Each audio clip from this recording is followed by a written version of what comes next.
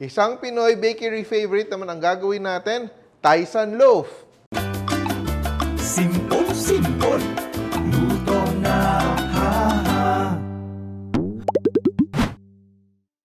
Let's combine our dry ingredients. 1 cup of all-purpose flour, 2 teaspoons of baking powder, and 1 teaspoon of salt. And add our sugar. Let's mix to combine and separate our eggs. Be careful when separating your egg yolks and your egg whites. You can use a separate bowl to do that. Put your egg whites into the beater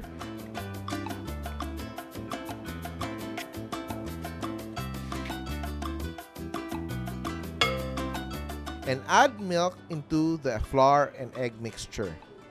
Add half a cup of golden Fiesta palm oil, vanilla, and mix to combine until you have a smooth batter. Then we add cream of tartar into our egg whites. Let's beat our egg whites until fluffy and gradually add our white sugar and beat until we have stiff peaks. Fold in the egg foam into the batter a little at a time, dividing it. Add 1/3 of the egg foam mixture at a time.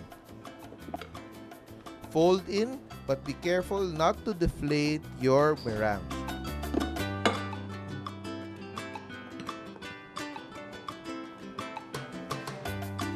Add a bit of golden Fiesta cooking oil to the bottom of your pans. Be careful not to brush the sides. You can also line your pans with parchment paper. Divide the batter into the 2 loaf pans. Tap a little to remove the air bubbles and bake. Baking time will depend on the size of your pans.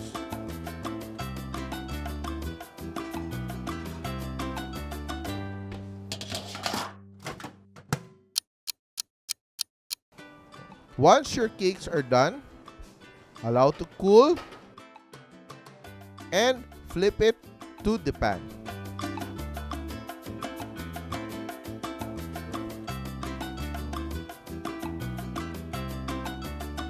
Remove the parchment paper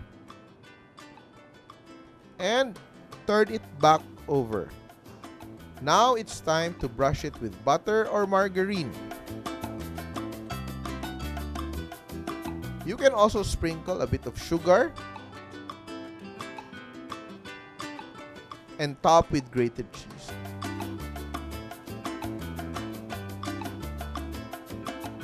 Looks so good! Make someone happy with this delicious recipe, a panaderia favorite, Taisan Simpol!